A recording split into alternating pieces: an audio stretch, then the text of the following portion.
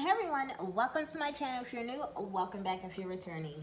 So this was supposed to be a live video and we had technical difficulties. So you know what, I just said, yeah, I'm gonna come out here and talk to my people and we just gonna have a conversation. Trigger warning, some of y'all might not like what I'm gonna say. I don't have it pre-planned because like I said, this was supposed to be a live video, but I just need to get this off my chest. So the good sis Meg finally came out, finally spoke. If you haven't caught my live, it's pretty long. I do long lives, but if you hadn't caught my live about Meg, the link is right here. You can check that out before we get into this or afterward. But I addressed it when she first had her, we first got light as the public of her incident with Tory Lanez.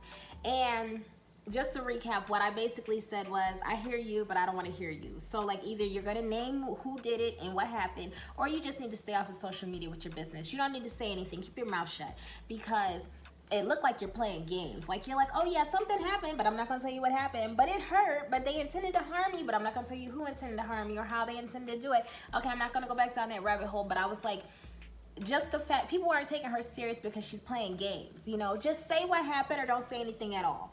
So now good sisters come out and said what happened. Here we are, right? So the conversation came up amongst me and my friends, and we're gonna do a live on this. I really want y'all to comment down below and let me know how y'all are feeling. But I'm kind of to the point where amongst my group of friends, the question came up, where do we go from here? So what is the next move? In a whole, just the fact that this girl went through all of this and people are calling her a liar. I've heard so many people say, well, what did she do? Who cares what she, I don't care what she did. Did she have to do anything? The boy assaulted her with a come on now, like what does it even matter what she did? Unless he felt that he was in imminent danger, there's no excuse for what he did.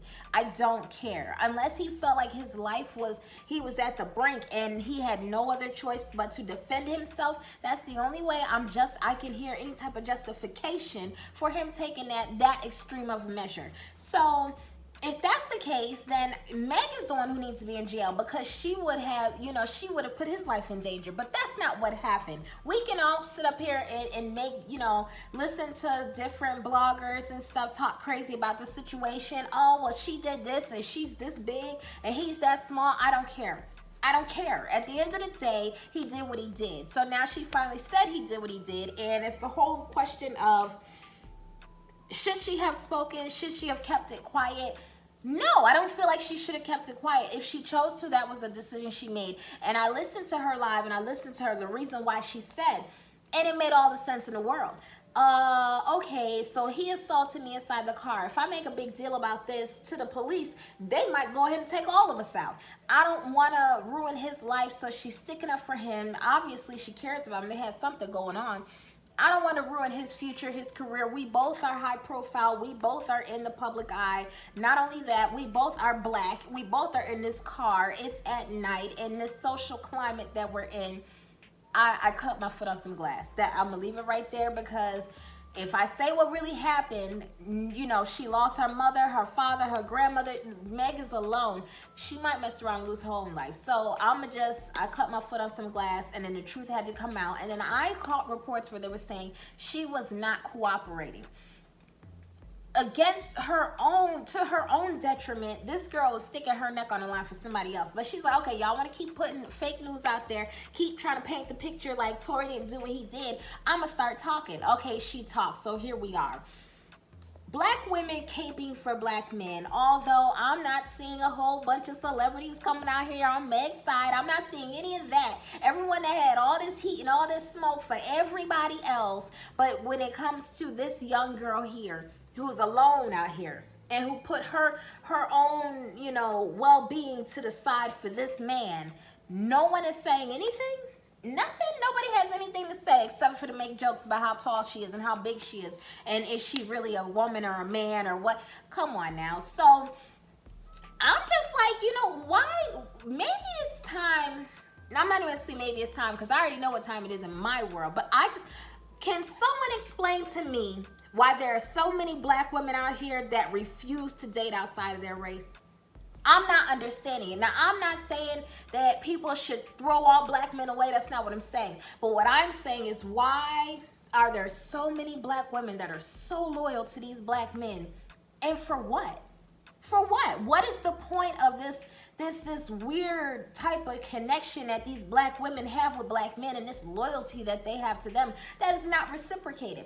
Because these black men ain't worried about you. So I mean, really, a lot of these women that have this loyalty, this one-sided loyalty to the black community, I think y'all need to reevaluate where y'all trying to go and reevaluate everything that's going on in society. Now, poor Meg is sitting up here going through what she's going through, and I'm not at all trying to say that, oh, if you get someone from a different race, a white man will never shoot you in the foot. That's not what I'm saying. But what I'm saying is, it gets real tiring to see so many black girls and women and, you know, just period, go so hard for black men, but to see it not returned, to see it not reciprocated. I think y'all need to consider dating outside of your race. No, I know y'all need to consider dating outside of your race. You need to consider being there for people that are there for you. And that transcends color, that transcends race, that transcends nationality, that transcends all of that. Be there for people that are there for you. And if you have people in your circle who are like, oh girl, you can't do that, you turned your back on the black community, then they need to be out your circle. You hanging around with the wrong people. All of this loyalty to these black men that don't have the same type of loyalty to you, or all this loyalty to these black men who somehow need to be raised, and they need women to go through the struggle love to prove that they're there for them, and they need, you know, women to teach them, and they need women to be there for them, and they need women to forgive them. But then on the flip side, they also need women to sit back when they do their dirt to understand that they've been disenfranchised and held down by society, and they're just pour them, all this victim, you know, stuff, and leave it alone. Stop dating men. Stop being there for men. Stop being around men. Stop supporting men that don't support themselves, that don't know how to stand up for themselves. And be there for the people that are there for you. Don't be so loyal to somebody because of the color of their skin, because there's a saying, all skin folk ain't kin folk. And that is, I don't think there are a lot of sayings out there that you just hear them. Then there's some that you really need to pay attention. All skin folk ain't your kin folk. It's just as simple as that. That doesn't mean you turn your back on any group, any whole group of anything. But that means start taking people one by one on an individual basis. I deal with you how I deal with you because of my relationship with you, not because you're black. So in other words, the color of your skin will get you no favor with me. You don't get an extra 2 points because, you know what, he's black. No, you don't get an extra, you know, I'm going to excuse it because that's a black person doing it and he's been through so much. I don't care what you've been through. I'm not your therapist. I don't get paid to listen to your problems and to have to sympathize and empathize beyond a reasonable amount for anybody, period. So I don't know. What really was getting me is to see so many black women like, oh, she snitched. Oh, she told on him. How could she do him like that? He's a black man and she should have been there for him. For what? Has he been there for her? This girl, her foot is part of her livelihood. Okay, they talk about her knees, but them knees can't do nothing without them feet working properly. So at the end of the day, I'm not understanding what type of loyalty she was supposed to have to a man who was not loyal to her. You know what? I'm going to just leave this here. Y'all comment down below. Let me know what y'all feel about this. But this whole idea of this unconditional loyalty to black men, it's got to stop, because I don't see that same thing, especially when it comes to dark-skinned women. I don't see that reciprocated. So stop being loyal to people who are not loyal to you. Start judging people on a case-by-case basis. I treat you how you deserve to be treated. And that's as simple as it gets. You don't get any extra favor because we call ourselves quote-unquote black. And we're also going to get on this whole Kamala Harris thing. I'm going to make that another video. I'm going to just keep this one about Meg. But why do people keep calling her African American?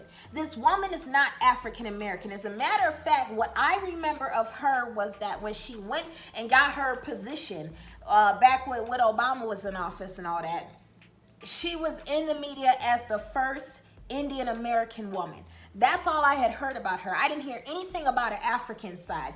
And it would make sense because her people are not African. Her father is Jamaican. Her mother is Brahmin Indian. She identifies as an Indian woman. But now for this race, all of a sudden she's black. Okay, you be what you want to be, but the whole idea that people keep calling her African American, she's not African American. She's Jamaican American, Indian American, American. You can call her a bunch of things, but she's not. So I'm gonna just leave that for the next video. We're going to get into Miss Kamala Harris. Kamala Harris.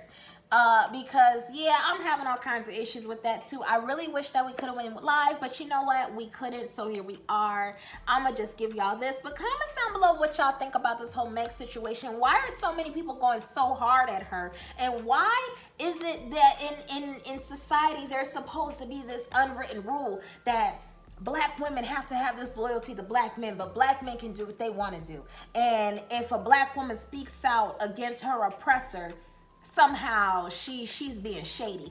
I don't know. Y'all comment down below, let me know what y'all think. And yeah, we're gonna get on to the next video because someone actually told me to watch a show, and I watched that show, and I think that between that show and Meg and Kamala Harris, it got me super fired up. So we gonna